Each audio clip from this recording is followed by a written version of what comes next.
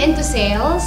So for the past 10 years, from the year 2000 to 2010, I've been working in a forwarding company as a corporate sales account manager. But noong 2010, I decided to leave the corporate world because I gave birth dun sa first child ko and decided to concentrate and to be a full-time mom.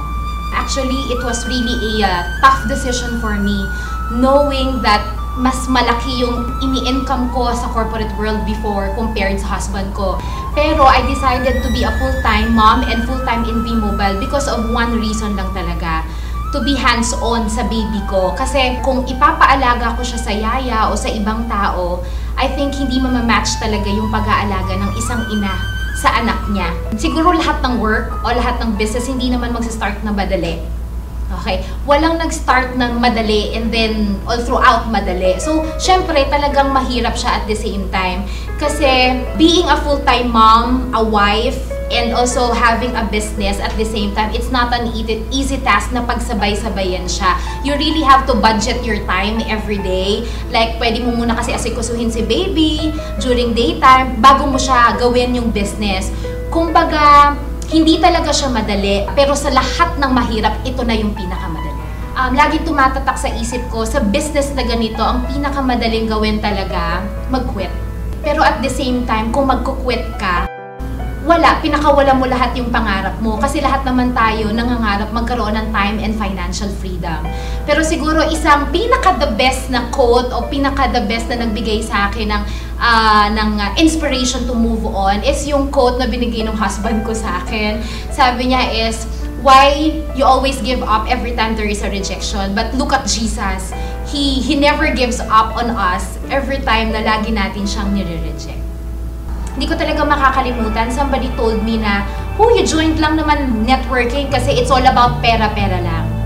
Pero in reality, hindi nila naiintindihan is we are aiming sa ganitong business is to have time and financial freedom na kasama mo yung family mo. Bakit ko nasabi yon?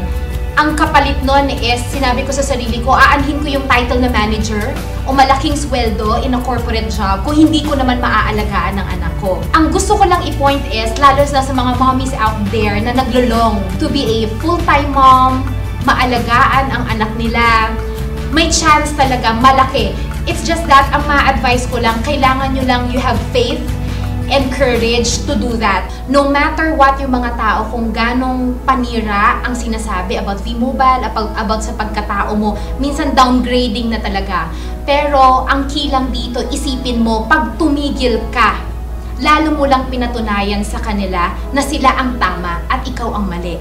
So by continuing the business and showing your results to them na meron talagang nangyayari sa buhay mo, that's the best thing na pwede mong ipakita sa tao na you made the right choice in doing V-Mobile, not by being an employee and mawawalan ka na halos ng time para sa family. To be honest, ang pinang-invest ko dito in joining the business is last money na naming mag-asawa sa bank. Ang pera na lang namin that time is only 12,000 pesos and I invested that during the time way back 2011. Nung pag-uwi ko, 36 pesos na lang yung laman ng bank account namin. Hindi ko alam kung anong pwedeng mangyari.